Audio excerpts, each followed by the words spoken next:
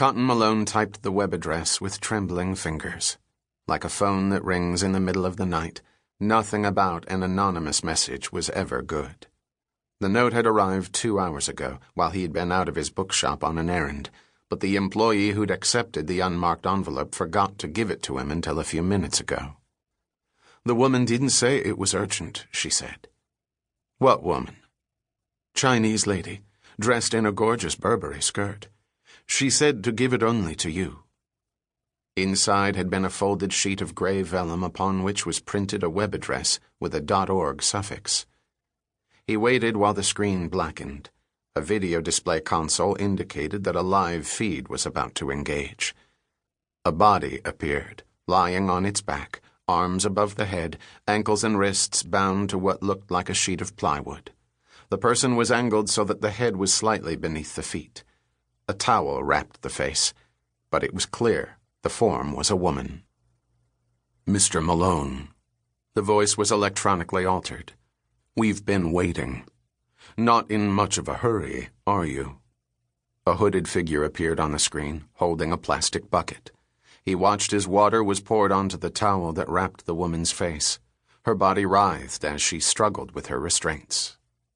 He knew what was happening. The liquid penetrated the towel and flowed unrestricted into her mouth and nose. At first, a few gulps of air could be stolen, the throat constricted, inhaling little of the water, but that could be maintained only for a few seconds. Then the body's natural gag reflex would kick in and all control would be lost. It was like drowning without ever being submerged. Malone recalled the public debate a few years ago as to whether waterboarding was torture. Damn right it was. The man stopped pouring. The woman continued to struggle with her restraints. "Here's the purpose of my contact," the voice said. The camera zoomed tight on the towel wrapping the woman's face. A hand entered the frame and wrenched the soaked cloth away, revealing Cassiopeia Vitt. "Oh no," Malone muttered. She gained her breath. "Don't give them a damn thing, Cotton." The soaked towel was slapped back across her face.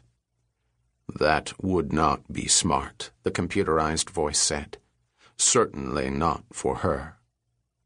"Is this necessary?" he said into the laptop's microphone.